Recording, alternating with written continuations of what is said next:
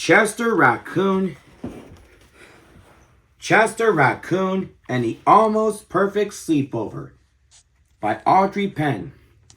Illustrated by Barbara L. Gibson. Narrated by Burt Reynolds. Chester Raccoon hopped and skipped and bounced on his way to Pepper Opossum's tree for his very first sleepover. "Are we almost there?" he asked his mother. "Will we get there soon?"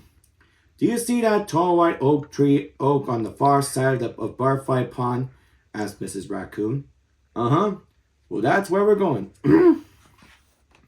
A few minutes later, Chester and his mother were standing by the opossum's tree. "Have fun at your over day," Mrs. Raccoon told Chester. "I'll pick you up in the moment the sun sets." She nuzzled his ear, and kissed him right in the middle of his palm. Chester squeezed his fingers around his mother's kissing hand and felt her love and warmth all over. But when she turned and walked away, the little raccoon felt nervous and excited all at the same time. This was his first whole day away from home. "Let's go have some fun," Mrs. Opossum told him. Chester followed her up the tree and to the lowest branch facing Willow Creek. Pepper Opossum and several of Chester's other friends were already there. "We're hanging upside down by our tails," Pepper called. "I can tell," laughed the little raccoon. He tiptoed over Pepper's long pink tail, Stanley Squirrel's fluffy gray tail, and Badger's thick brown tail, and then hung upside down between his best friend Cassie Raccoon and Sassafras Skunk. Amber Porcupine hung up farther down the limb. "This is fun," Chester told Pepper. "The whole world is upside down." "What's that smell?" grumbled Badger. "P.U." "Sorry," squealed Sassafras Skunk. "My tail is slipping, and they stinky puff when I'm nervous." Chester burst out giggling, making everyone else laugh, even Badger and Sassafras. "Let's play Follow the Leader," said Pepper, jumping to the ground. "I get to be the leader." Chester got in line and jumped when the opossum jumped. He ran around the maple tree when the opossum ran around the maple tree. And he splashed through Willow Creek, walked across the hollow log, and rolled down a bumpy, dusty hill until he was dizzy and giggling and covered in dirt, just like Pepper Opossum. "Oh, Sassafras!" cried Stanley Skunk. "Sorry," chittered the little skunk. "I always stinky puff when I giggled." "Let's play darts," proposed Amber Porcupine. "Pull a quill from my tail and put an acorn on the sharpest end so it will fly like a dart." "Will that hurt you?" worried Chester. "No," smiled Amber. "It only hurts if I get stuck." "Please be careful with those pointy quills," Mrs. Opossum warned the children. "We will," everyone promised.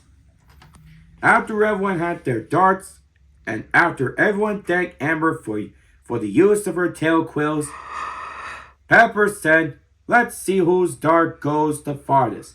It's my over day, so I get to go first." "You're the host," said Pepper's mother. "Do you think it might be politer to let your guests go first?" "I guess so," the little possum sighed. Chester saw how disappointed Pepper was and asked, "Would you like to throw your dart before I do?" Pepper's face lit up like a full moon. "We can throw them together." So Pepper and Chester threw their darts into the sky and watched them fly.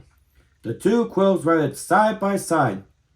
"Hooray!" shouted everyone. "It's a tie!" Chester and Pepper high-fived.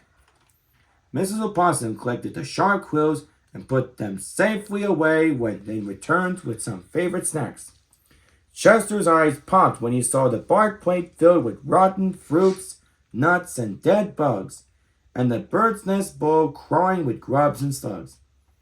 "This is delicious," mumbled Chester as he crunched a cricket between his teeth. After snacks, Chester went with his friends to Willow Creek when he caught minnows and let them go, and then skipped stones across the water. "Oh, Sassafras!" cried everyone. "Oh, I'm sorry," yawned the little skunk. "I stinky puff when I'm sleepy." "Oh, I'm sleepy too," yawned Badger and Stanley and Amber. "So are we," confessed Chester and Cassie. And though it was still early in the overday, even Pepper admitted he was all tuckered out. Soon everyone was curled up and fast asleep in the opossum's hollow. Everyone but Chester Raccoon. He lay awake and pressed his mother's kissing hand to his cheek. He felt her love and warmth roll around him, and he wasn't afraid to sleep in the possum's hollow. But it wasn't his hollow. Chester missed sleeping across from his brother Ronnie. He missed sleeping beneath the window, where Starlight woke him for school. He closed his eye and imagined he was home, and a tiny tear rolled down his face. Mrs. Opossum understood how Chester felt. "Would you like to go home?" she whispered.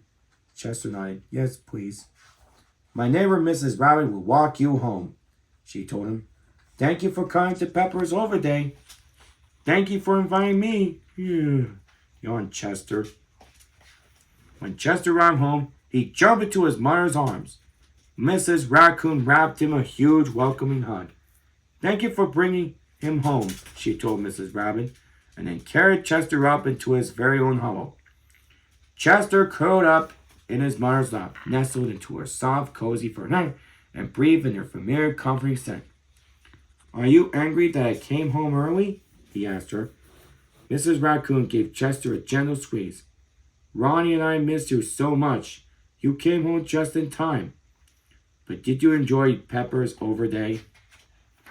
"Uh-huh," whispered Chester. Then he fell fast asleep, dreaming his day sped with friends, knowing he was back in his mother's loving arms. Chester's Overday Poem. Chester Raccoon came over to play. He played with friends he saw each day. He climbed some trees, he fished for fish. He had more than fun than he could wish. But when he closed his eyes that day in the strangest tree hollow far away, he knew that something wasn't right. Mommy Raccoon was out of sight.